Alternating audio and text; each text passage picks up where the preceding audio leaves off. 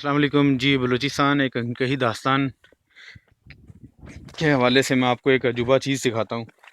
बलूचिस्तान का एक अजूबा आपने सुना होगा कारेज़ के बारे में।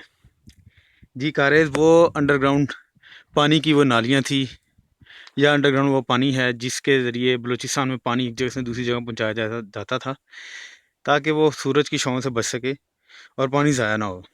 तो ये आपके सामने मैं कारेज़ में ही खड़ा हूँ। ये ज़िला चागी है, उसका इलाका गिरदी जंगल है।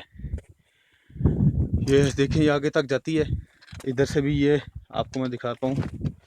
ये देखें, ये बड़ा ही जो है ना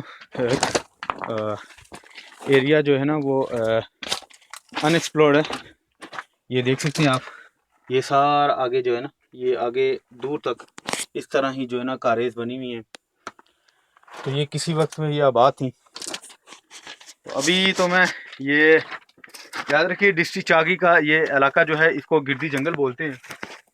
और यहाँ पे ये कारेज़ बहुत ज़्यादा तादाद में, क्योंकि यहाँ से पानी जो है ना आगे दालबदीन शहर को जाता था। ठीक है, तो ये देखें आप, ये दूर दूर तक ये फैला हुआ सारा सिस्टम, ये आगे तक भी है।